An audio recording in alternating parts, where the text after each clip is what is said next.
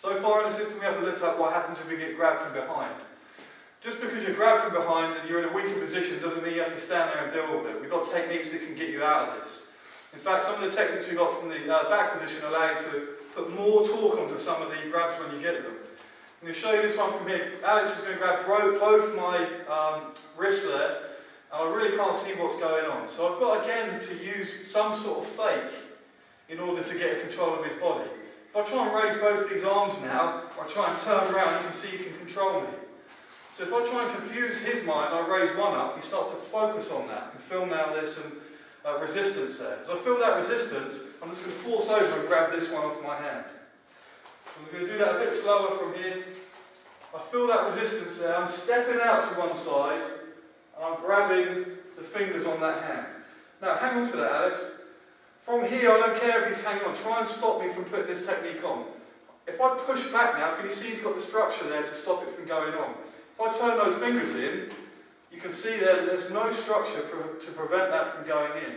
So again, put your hand on that for me, Alex.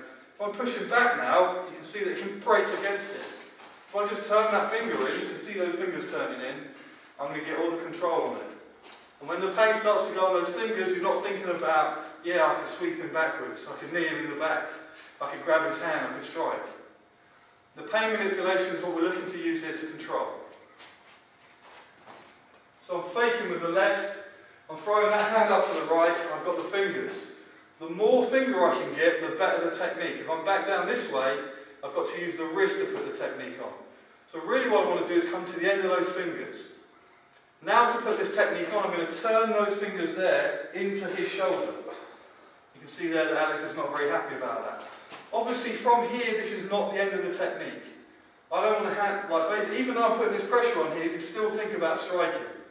So again, we can use two things. The first one we're going to use stood up. If I'm here and he throws that strike, if I put the pressure on these fingers, you see the body react. It takes that punch off its trajectory, yeah? So we're using the pain manipulation there to start moving him around.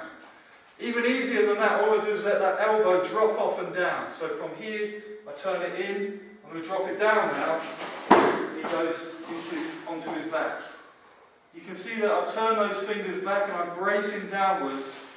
He's really unhappy about these fingers being bent around.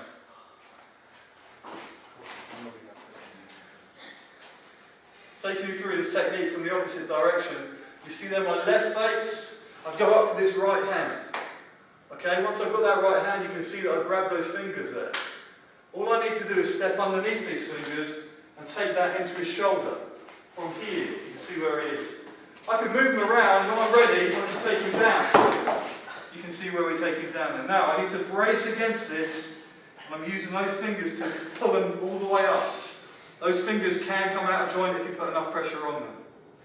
If I just use it from here, and I want to use it to control again, because you can think you might want to start striking, you might want to grab what's going on. Plenty of pressure, plenty of control on there. And I can hit if I need to do it, yeah?